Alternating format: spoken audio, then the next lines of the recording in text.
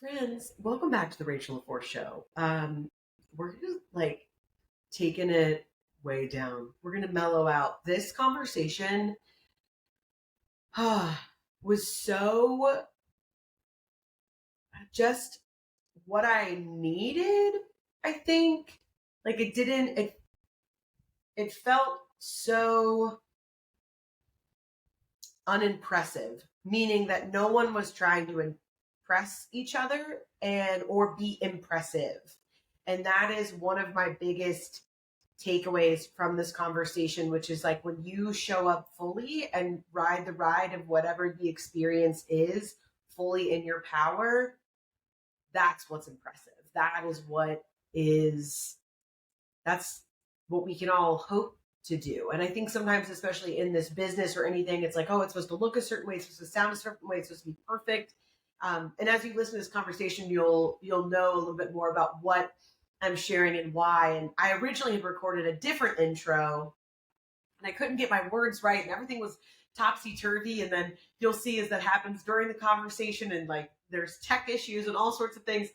And I'm like, isn't that interesting that was today's experience? And I think for me, it was the lesson. And I share this in my conversation with my guest about that's okay. And that's true showing up and true vulnerability of that's just where we were today. And so I got to learn some really beautiful lessons in real time and have a really beautiful, soft conversation with the wildly funny and talented stand-up comedian Lara Beitz. Enjoyed this episode.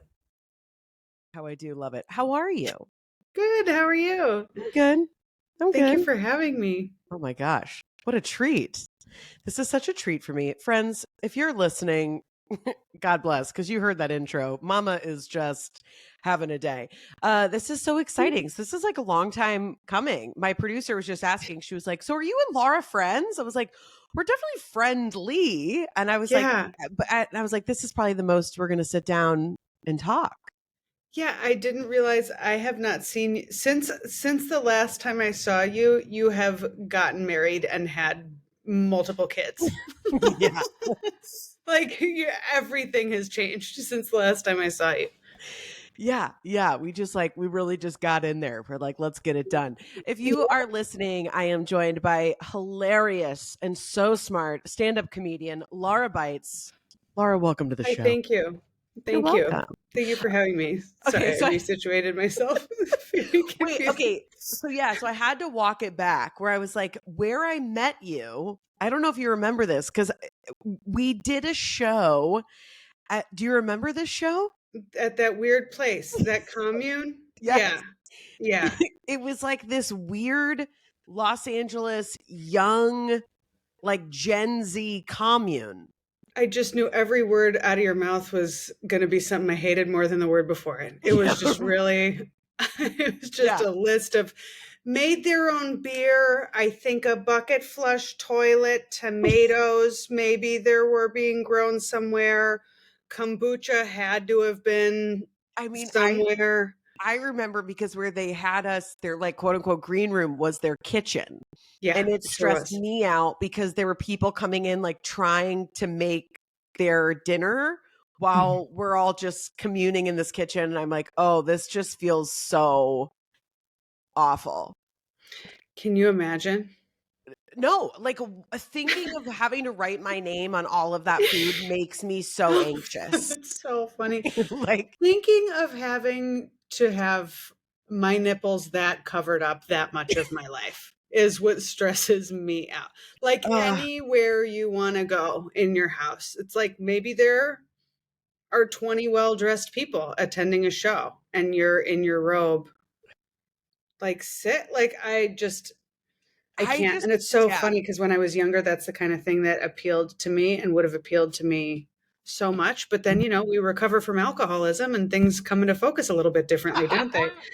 Right? Where you're like, oh, maybe I didn't really like that thing. Turns out I don't like that thing.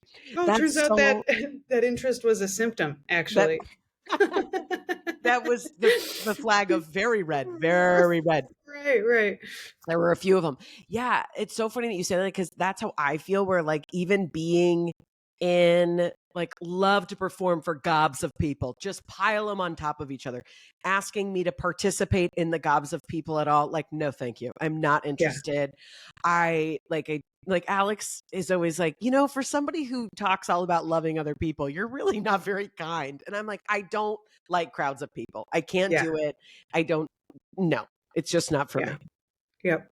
That place stressed me out. But I remember seeing you and, and as you do, and even still now with where you are, and you see so many different comics and so many, and like most people are like, no, okay. Your jokes could have been anybody else's, like that's always my thing that for me distinguishes someone who's like, that's somebody I want to watch versus someone who's just funny is I'm like, what is your walk in the world? How do you see the world? Because there's so many people that are funny. And I remember watching you and I was like, whoa, I'm like, that is funny. And I just so that's when you still had the joke where you pulled your shirt up. I don't remember what yeah. I was so sad to see that one go. That one really, I closed on that joke for years, and losing it was a casualty of losing some weight, and people just stopped laughing at it. And I kept trying to push through and make it work. And I think that you went away. I think I don't see you anymore, so I'm going to wait for you to come back. Okay, so can we talk about your sobriety? Is that anything you talk about, or you're like, ugh, boring? Yeah, I can talk about it. Yeah, no, it's great.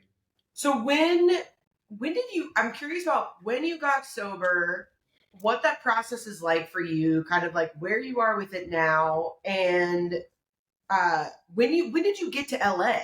Like, where did you start doing stand-up? I know it's a lot of things, but just to kind of throw out like that. Yeah, it's 5 questions in a row. It's 5 questions in a single breath, but we can do it. I started stand-up in Milwaukee. I did 3 years in Milwaukee. I was still drinking at that time. I moved to Chicago, did 3 years of stand-up in Chicago. During that time, 2014, I finally got sober. Like that was the last time that I had a drink. And I had a program. I still have a program. I needed all the help I could get. And that was January 2014. So like almost 10 years ago. That's so crazy. Yeah, that's so crazy. And then did I miss any questions? Well, I had 17 thrown at you. There were 17. I feel like I answered 2, but I don't know where I. Oh, I just was curious. And I was curious about where you would come up doing comedy. And yeah, so we would have been in Chicago. I mean, I wasn't doing stand up at the time. I was at Second City, but we would have been circling the drain at the same time. Where did you live in Chicago? I lived in Logan Square and Albany Park and Avondale. Yeah. All right. Yeah. All right. Yeah. So then what was your impetus to move to LA? I just you start to like run out of headroom. And so it was kind of coast time was what it was looking like. And I went to New York for 2 like separate week-long trips. And I wasn't honest with myself at the time about how much I didn't like that. Like I don't like crowds. It just was so crowded, just being like packed on the subway and just thinking about like the tunnel collapse. Like a lot of it was just like, just kind of gives me anxiety. It's just so many people in such a small space. And just the pace of it is faster than I can think or, process. Yeah. But I still was just like, you know what, that's how I felt when I moved from Milwaukee to Chicago. Chicago is way bigger and I felt overwhelmed at first and then I got used to it. So I think I could get used to this too and I could make this work. And I was kind of talking myself into it, you know what I mean? And then I did a week of shows in LA and I was like, I have to move here tomorrow. I had been working with a life coach and my timeline that I had planned for like saving up the money to move was 3 years. And I started just making a list of every little thing I would need to do to move. And I ended up moving a month and a half later instead of in 3 years. And that's how I got here. Yeah. Okay. So that's interesting to me because, and these are all just like my own projections. So feel free to be like, you don't know my life. But that's what I'm interested in, right? Because anytime I feel like there's the two aspects, like one, which is like sobriety, which finds its way to people in vastly different ways. We all have different ways in which it shows up in our life, and not it being our substance, but the things that were the symptom of why we were drinking, right?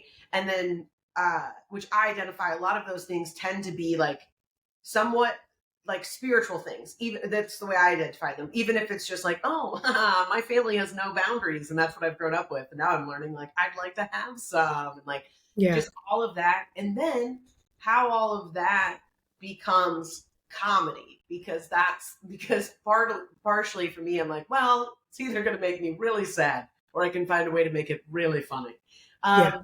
And so I'm curious, like how that like tension exists in your life, because you also strike me as somebody who's like very no bullshit. Like I love where I think you had been doing a podcast with two other comics, and you had like a it was like an AMA on your Instagram or something, and somebody was like, why'd you quit? And you're like, because I didn't want to do it anymore, or something, like just so bluntly. And I cannot tell you, Lara, like how much I admire that in people, like the ability to just be like, yeah, because I just like didn't want to do it anymore. Yeah, I think I'm on the spectrum, man. I really do. Because people like repeat back to me shit that I say sometimes, and I'm like, I can't believe I fucking said that. Like, I appreciate you saying you admire it. I'm like, oh, that's a defect for sure. But I don't know. So I've like, part of like my recovery has been learning how to be rigorously honest. And the exciting thing about that is like, it's crazy how it's always okay. Like it has been, and the more that I practice telling the truth, the bolder and bolder I get with it, to where I'm like, I don't even have to like wrap it up. Someone can offer me a show and I can say, I'm going to pass on this one. Thanks for thinking of me. I don't have to fucking explain. I don't have to explain. Like I don't owe anybody an explanation for anything. I might choose to give one if I want to, if like that feels right to me, but like it's just so freeing to realize like I don't really owe anybody anything, and what other people think of me is none of my business. And they don't have to know why I didn't want to do it anymore. Maybe we were busy, maybe I hate them. I don't hate them, but it's like I answered the question. I answered it completely. I answered it honestly. I didn't overshare, and it's no one's business anyway. So who cares? Dude, 100%. But that's why I'm like, I see it as so, again, I think that aspect of like, I feel like when I think of you, I think of somebody who knows like exactly who they are. Meaning like, I feel like there is this, what we observe is like bluntness, right? Especially because it's like, oh, well, you're women and you should be grateful for this opportunity or whatever, like bullshit thing. And to me, it's like, I want to be like, oh my God, she probably saved so much time. Like, no wonder she lost, 40 pounds and kept it off. She's got so much fucking energy because she's not walking around being like, oh, well, thanks, and or I'll do it. Like, no. Like, how much fucking time is this woman saving? Like, no wonder her like bits are like chef's kiss. Thank you. But I'm serious, where it's like, I mean, now it's just me being like, this is everything I admire about you. But I think you're absolutely right of the amount of power that you get back when you realize that, and how efficiently you answered the question. Like, I think that was it for me, where like, now I can get through an email for somebody and it's 3 sentences. It's like what the thing is that you asked, what do you need, and here it is, and not be like, oh, I hope they like know I like no. To your point, did I answer the question? Yeah, great. Let's keep it moving. And I just remember that stuck out to me, where I was like, dude, that's pretty badass. Well, and as you're saying that, it's like people are going to, like, nothing is personal, and people are always going to project their own shit onto what they read that you've said. So if someone's in a good place, they're going to read it in a positive tone. If they're miserable and angry, they're going to read it as being passive aggressive, even if it's peppy and there are exclamation points and emojis. so it doesn't just say the thing and then let them put it through their filter, because they're going to anyway. Yeah. And I spent so much time getting, and I still do, but just like getting pissed and being like, why does that person, why aren't they satisfied? Why do they think I'm this and that and the other? And it's like, I don't know. That's the end. I don't know. Yep. Yep. And that's what I mean. Like, those are things that I identify as like a not spiritual experience, but I think like being able to get to that place where like you do realize, we look at it through a lens of like it's personal development or boundaries or whatever. Like, again, everybody will put their own filter even on like learning a lesson like that for yourself. But yeah, I'm like the sovereignty of that. I think that's what it is. Like the ownership to be like, I trust what is for me will be for me. And I trust that like I can show up and say exactly what I need to say and then like leave the room. Yeah. You know? Yeah. I think especially for people like you and I that are like, I would assume that you're highly ambitious and there's much more that you'd like to do within your career and places to go and things you want to create. And it's like, I don't have that kind of time anymore. I just like a lot of times people are always like, I don't understand how you do all these things and you have 2 kids. And I'm like, because I spent the first 15 years of my career drunk. Yeah. And being scared and doing shows because somebody said, oh, you should do the show, or even like just all of it. And I was like, that I simply don't have that kind of time anymore. Yeah. And I'm just not interested. Like, you know, it's kind of like, I think once I like really met myself, then it's like, oh, well, now it would like truly be like a betrayal to do something in opposition of the way I know that I'm supposed to do something. So it's like, I can forgive myself for all the choices that I made when I wasn't conscious, but now I am. So I just owe it to myself to do something better. Yeah. Yeah. I hear all of that and I relate to all of that. And like, here's the thing. If the people pleasing worked, I would still be trying to do it. Like, if I could put enough sugar on stuff to make everybody like me, I would still be trying to do it. But the fact of the matter is, I have like, my tone of voice doesn't sound to other people the way that it feels to me or sounds in my head.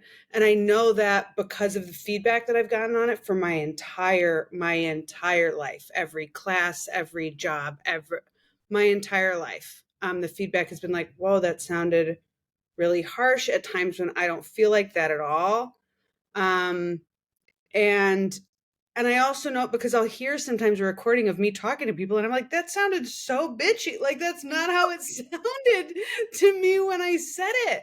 And part of it is like my sense of humor, you know what? But it's not, it just sounds different. It like my tone sounds totally different in my head.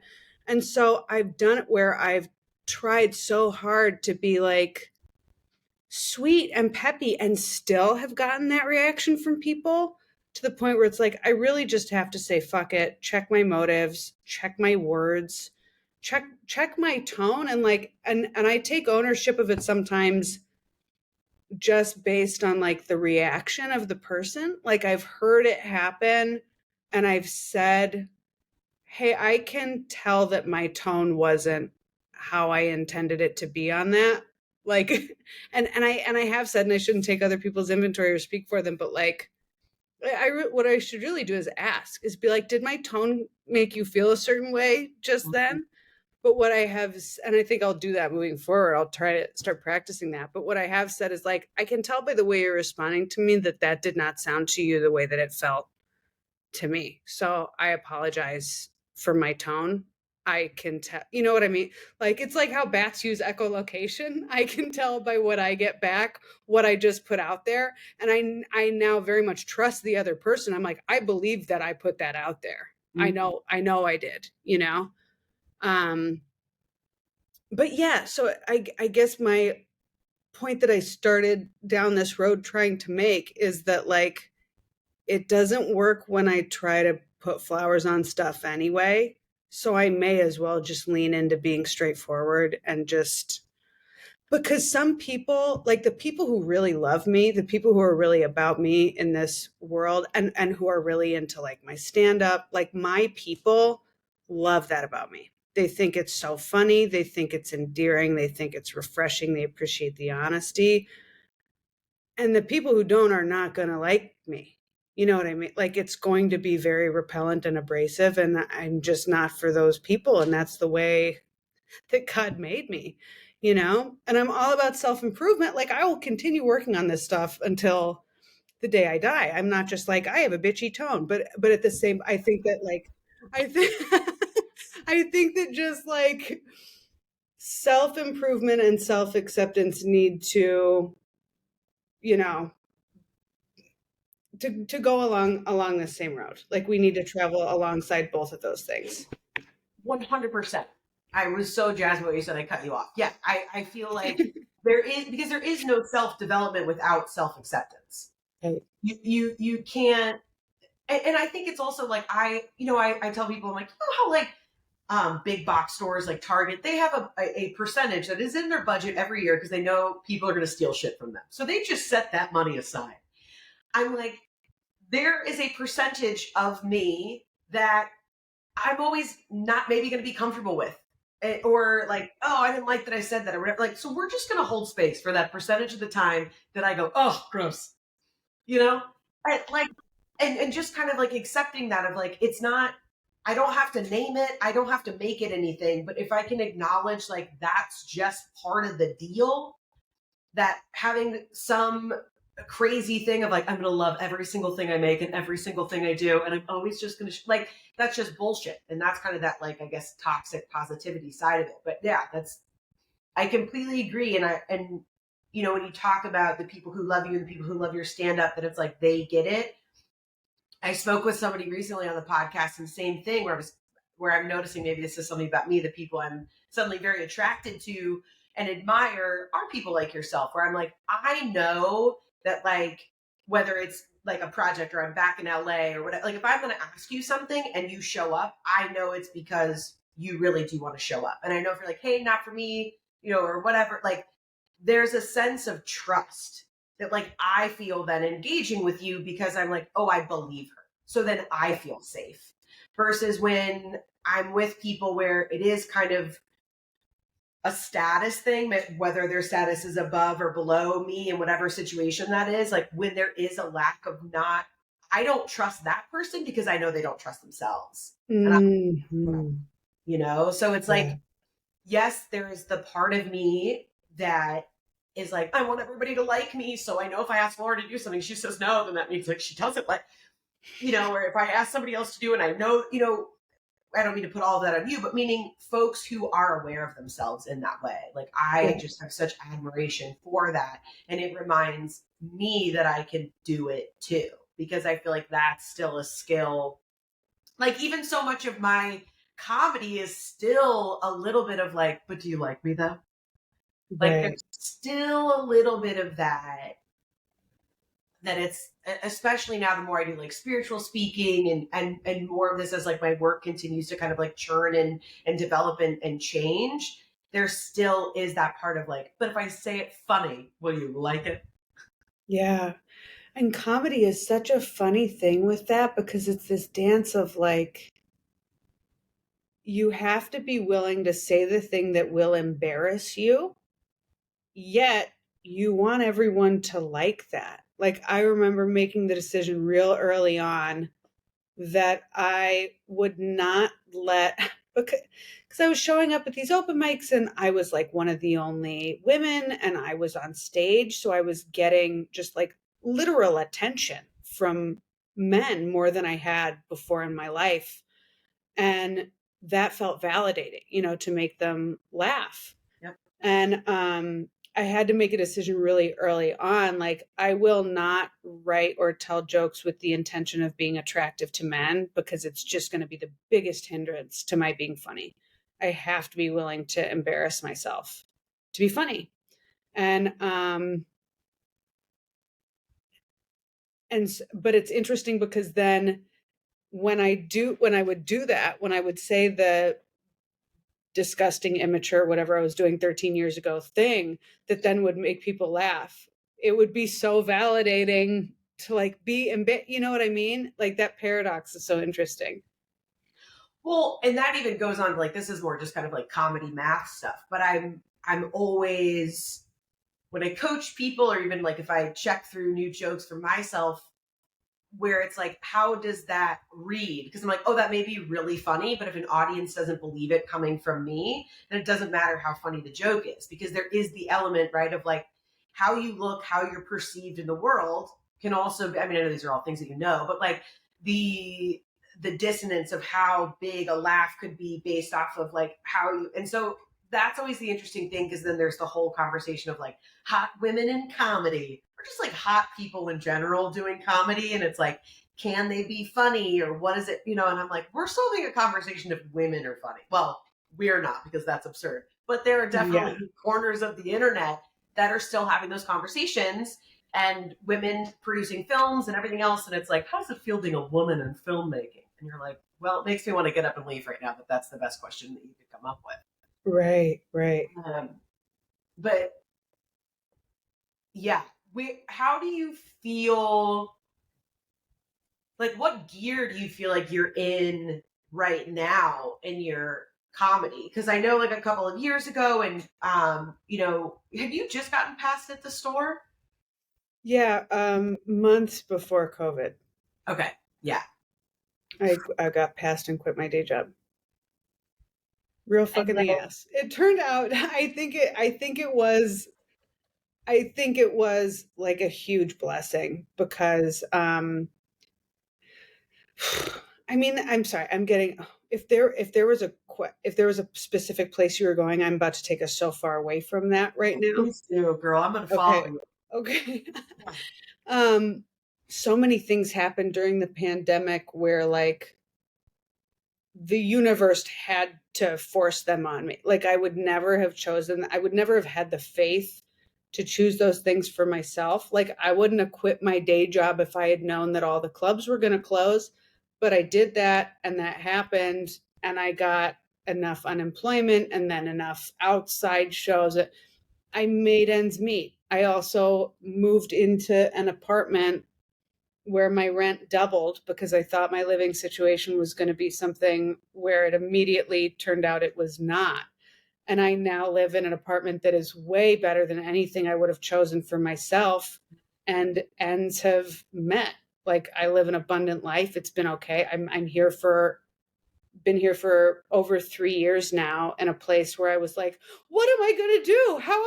I have to break my lease. I can't afford to break my lease. You know, just all of the panic and the sickness that I went through for something where like, it's all fine. I heard someone share on that one time where she was like, I was unemployed for 3 months. I spent the entire 3 months flipping out and thinking that nothing was going to be okay, having no idea what I was going to do. At the end of the 3 months, I found a great job. And when I look back, if I had just been present, I could have enjoyed a 3-month vacation. And so I try so hard to like redirect to the present moment and to have that perspective. But also, I have patience with myself that I'm a human being and not a detached consciousness. And like, I have survival instincts too. And it's good that I have survival instincts. They motivate me, you know? Yeah, so just like finding a way to marry those two, where it's like you can be present and be in faith and trust in abundance, and also like, you know, do the paperwork that you need to do. Yeah. Yeah. Well, and I always like, that's what I tell people all the time. And I remind myself whenever there's that like leap where you like, it always just feels like where you're stretching yourself over a puddle and you're like, don't know if that back leg's going to come over and be, you know what I mean? I might rip my crotch and fall. Yeah. Is what might be about to happen. This is where I live now, is just here. Yeah. I can't move. And like, there is that kind of panic. And so for me, I always go to like evidence-based, right? It's the same thing of like, anytime that I panicked about something, I thought it was going to work out, let's look at what the evidence is. The universe always came through, and it was typically something that was way better that I would have never seen coming, nor could I have untangled. So kind of what we were talking about earlier of like giving a direct answer saves so much time and energy. And it's that same thing of like, yeah, I can hold space and acknowledge it's like, yeah, this is scary. This is scary stakes. But I'll just trust that something will get to the other side, or it won't. And then something else will present itself. Right. Because I am just no longer interested in spending any of my time in a state of panic and chaos. I did it for so long, and there was nothing good that came of it or productive.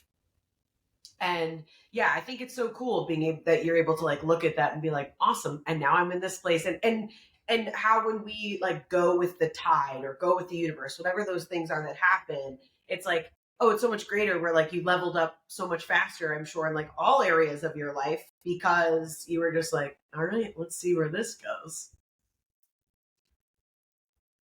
Man, it like in the present moment, everything is always okay, even if it's bad. And so like, I don't know, the expression that I've heard that like I really connect with is just like, even if it's not okay, it's okay. And really, my biggest fear, if I get down to it, is discomfort. And underneath that umbrella, very prominently falls inconvenience. I don't want to be inconvenienced. The worst thing that could happen if I lose my apartment, realistically, I have family. I could move into my sister's basement. My mom would, give me the gas money to get my car back to Wisconsin. It's not what I want. It would be inconvenient, but I wouldn't die. Like I would be okay. You know what I mean? And I don't know. But even that is like future tripping and playing the tape out like that. Sometimes for me, it's really helpful and sometimes it's not. Sometimes it is really helpful to me to be like, what is the worst thing that you're afraid of in this situation? Like I had 3 shows in one night last weekend, and I found myself having a lot of anxiety leading up to that.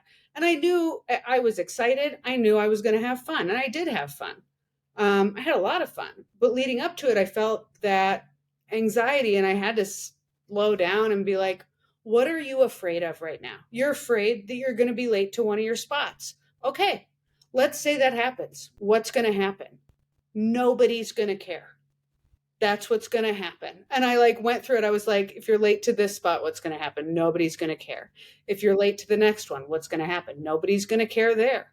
If you're late to the third one, what's going to happen? Nobody's going to care there. No one's going to care at any of these spots. They're going to understand that you had other shows or whatever. I wasn't late to any of them. And I knew I wasn't going to be, because I was doing what I could to control what I could control. I left the house on time. That's all I had to do. Dude, write a book. I'll write it forward. I'm like, I was just like in this moment, I was like, I could talk to you forever to hear about all of these things. Cause I just feel that so much now. Where like at the start of my day, I'm up at 5:45 and it's like, okay, I'm just staring down the barrel of a full fucking day. And even when it's like, this is the quote unquote abundance that I prayed for, this is the life that I have actively created for myself. So that, and I show up knowing that I take breaks when I need to, but knowing that this is the pace at which my life needs to be right now. And I prefer it to be so that I can get to the next place that I really want to be and prosper. But it's like, it's really hard in between those things because, yeah, I think my fear, if I really boil it down, is like you can't do it. And I'm sure there's more beneath that if I could like really, and versus it's like the amount, again, something I'm always searching for is like life energy, right? Because life is hard and things, we're getting older and all the things. It's like, how can I maintain as much vitality and energy throughout the day? Because it takes a lot of energy to do what we do and show up and just be a fucking human. And so that's something that I'm really starting to work on. So I so appreciate you sharing that with me, because I'll have the Coach Beitz in my head when I hit those moments of like, what's the worst that's going to happen before? Like, calm it, come back to the present moment. And like I also love it's the power of that, because we do always get into like the things we can control when ultimately we know we can't control anything, and the things we can't control, right? You're like, I know I can control leaving the house at the right time because I did. So that's that. And I that's to me the most powerful thing about the present, which is when we actually kind of turn that switch over where it's like, oh yeah, this literally is the only thing that's happening. And like always being able to live in that will literally change your entire life. Yeah. Yeah, like if stuff is too big, if there's too much on my plate, it's like take smaller bites. And I remember when I got sober and I was so overwhelmed because I was doing in a day what it used to take me a week to do. Yep. You know, I was stepping up into being a functioning member of society for the first time in my life. And I had to constantly redirect myself and be like, the absolute only thing in the world that is your concern right now is walking your feet to the train stop. That's it. You're just walking from here to there right now. And I just would be in that. And I would be praying. And then it would be like, okay, all you're doing now is getting off the train and walking to here. Like just break it down into the smallest chunks, because I couldn't look at, okay, I have to wake up at 4:30 to work out, go to a meeting, go to work, go to a rehearsal, go to a show. Like I just I couldn't do my whole day at once. And we try to in our heads. And so I will sit and I will go through the whole thing all day. I'll be like, then it's this, then this, then this, then this, then this. It's a hamster wheel, and it's enslaving and it's exhausting. And that's where so much of the burnout comes from, I think. And I think that there is such a thing as actually overscheduling ourselves. But the fact is, most of the time, we can do it. And we knew we could do it when we added that next thing.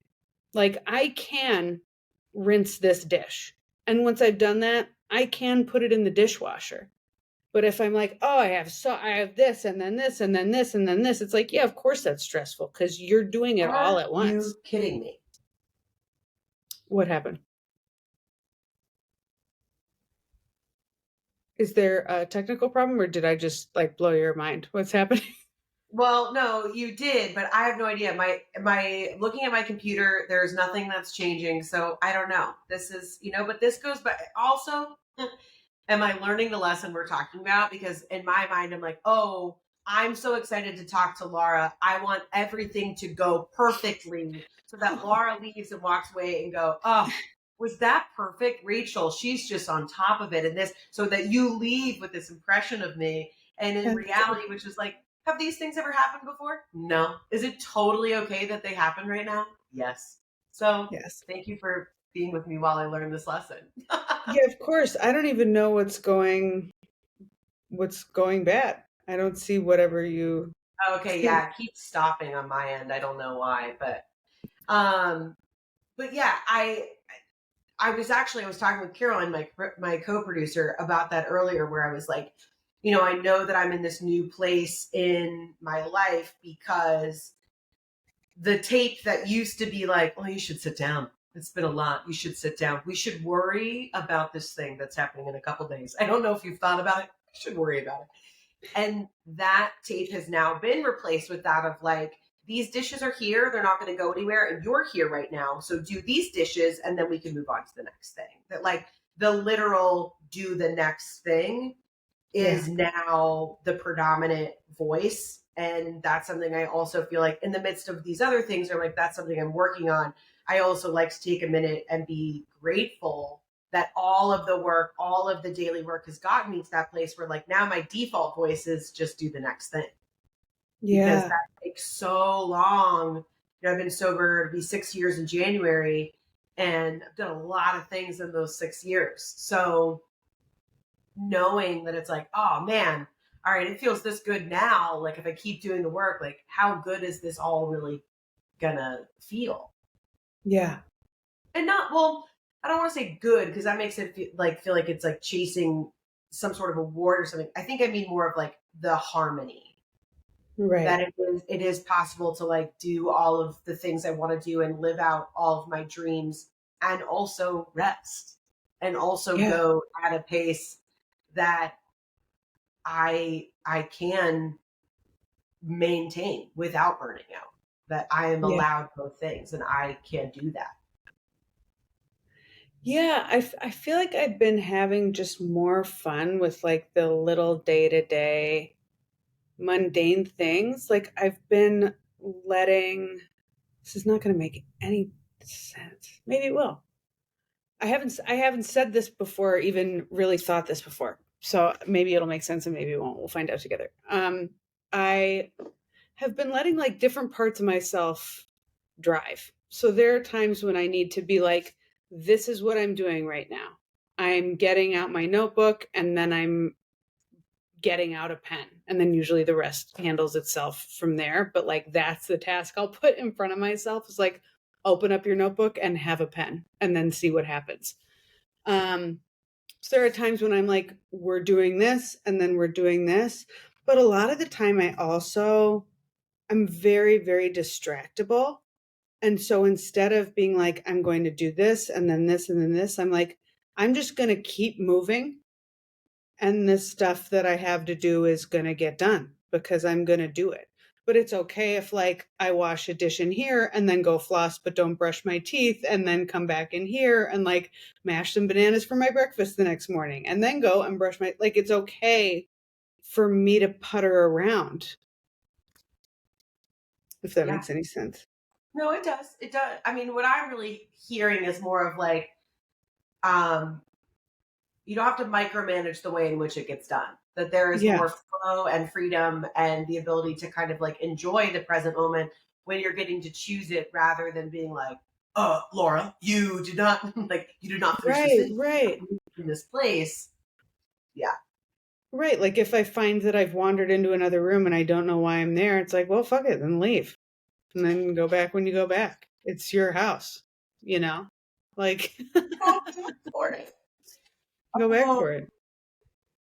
dude, but it's so true because I feel like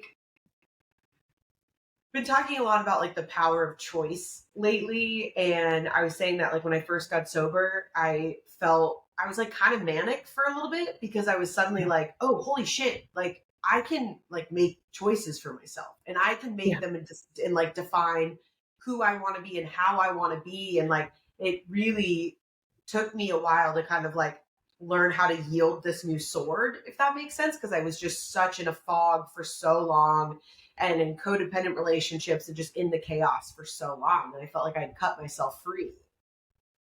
And that I feel like I've hit that place again, but now it's almost like a new level in the video game of choice and freedom. And yeah, so it's like I definitely relate to what you're saying. Because I mean, again, that's the sense of like choice and harmony. And essentially for me, what it boils down to is like I am always safe. Hmm. Man, that's going to be my mantra until I forget for it to be, because I really needed to hear that. Like, Oh, oh, oh, oh, tell me more. Tell me more. Oh, well, so I like the codependency stuff is something where like I like thought I was cured. Like I thought I was cured and now I'm in a new relationship and and I'm supported. Like I have a support network um of people who have experience with recovery from codependency and like are on their shit and will check me. And it's amazing for me when I observe my behavior and my motives to see just how often I am trying to control people, personalities, and outcomes. You know, like so many little things to where I feel like it's constant. And it's like, that's an effort to control. That's an effort to control. This tiny thing I was going to say, or this tiny thing that I said, I never realize it. You know, the awareness is not natural. The awareness does not come naturally. I have to work for it every single time. But the amount of times that I'm like, that's an effort to control. And it's so hard to identify the difference. And I just need another pair of eyes on it, like all the time.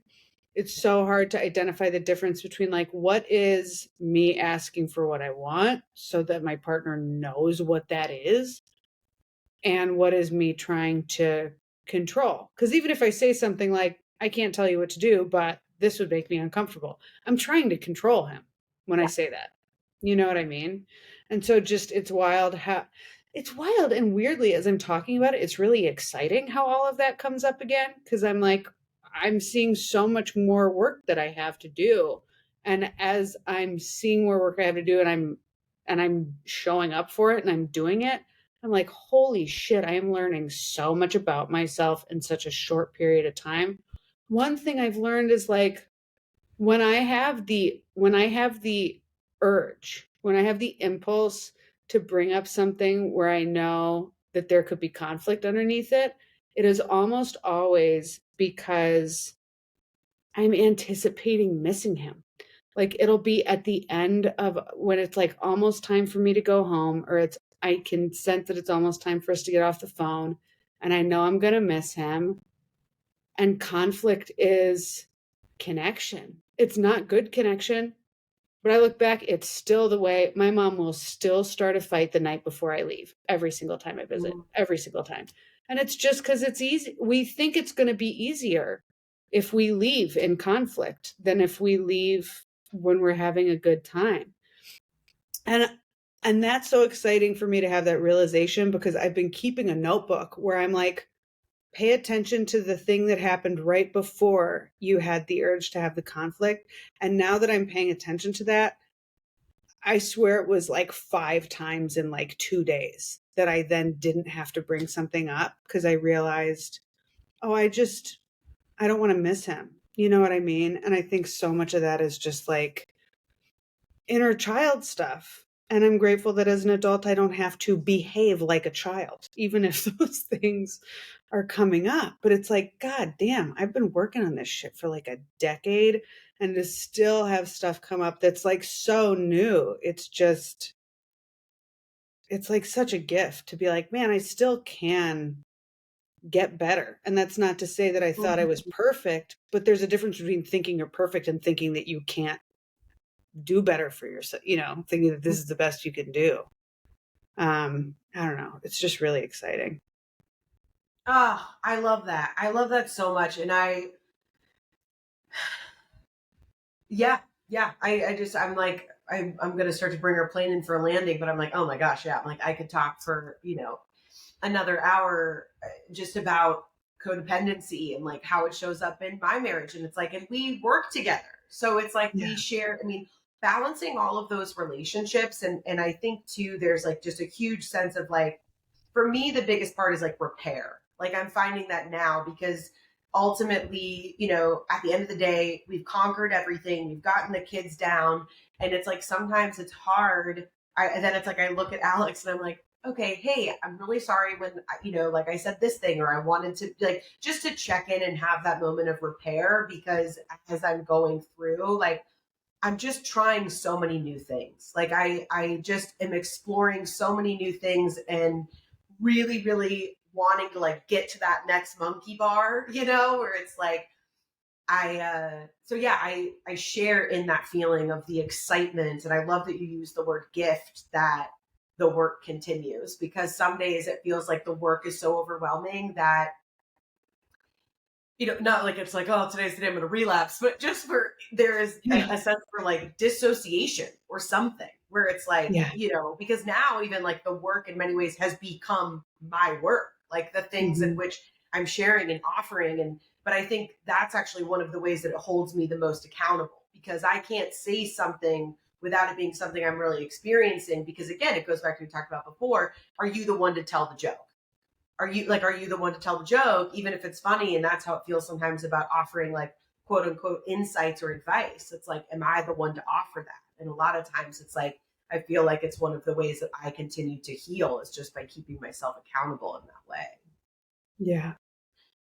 Oh, this has been so fun. This has been so fun. I was like, I'm really grateful to you for like, spending after or an hour with me and giving me your energy and yeah, just the um transparency of it all. It's like I'm always here to support and, be a friend, be an ear, anything I can do. I'm definitely here. I really love the work that you're doing, both internally and the work that you're putting out in the world. And it's always just so fun to see you come across my feed. So thank you so much. Thank you. Thank you so much. Yeah, I'm going to take you up on that. Yeah, please do. Please do. Yeah. So, brag about yourself. Where you've got a new podcast, even though the other one. Are you still doing this one, or you decided you didn't like this one anymore? No, I'm still doing this one. Okay. This one's just me. I can't run away from me quite as easily. No, it's called Unsound Advice, and it's been a blast. I have an awesome producer, JP Buck, and we've had some great guests on so far. It's really fun, and my stuff is on Instagram at Lara Beitz, LaraBeitz, and there are links in that bio, and that's probably the easiest place to find me. Awesome. Thank you. Yeah, thank you so much. Good to see you. You too. All right, I'm going to hit a stop. And that's it. That's the conversation, you guys. I just am so excited for that you guys got to listen, and I'm so grateful that I got to have this conversation. And that's the thing I love the most about this podcast is getting to share intimate time with people and learn from them. And by doing that and by showing up and putting myself out there of learning lessons, even like while it's happening, this was such a fun one. So thank you guys so much. Go to all the show notes. Make sure to follow Lara. She tours all the time. She comes to a city near you. She's absolutely hilarious. Make sure to go follow her on Instagram and all of the places. If you're listening to this before 8 p.m. on Thursday, October 12th, it's not too late to sign up for my group reading. I would love to have you there. I'm going to be sharing all about kind of like the themes and energies that we're experiencing right now and really get into the root of a lot of these things. We're going to be sharing intuitive messages. We'll do a little meditating. It's going to be a beautiful, just like cozy, comfy, like PSL circle. So go to rachelforce.com, hit work with me, that drop down, and you'll go to group readings and you can book right there. If you're in the greater Atlanta area, I'm going to be hosting 4 events during November and December. So 2 in November, 2 in December at Phoenix and Dragon Bookstore with the wonderful chef and Reiki master, David Stample. You can check the show notes for all of the links and details and information. But if you're living that high vibe life, come on out. That's all I got for you, you guys. I'm so grateful that you're here, that you're listening, that you're for your DMs, for your gifts and all of it. I just, so many good things are happening and so many good things are on the way. Be kind to yourself. I see you. Love you, mean it.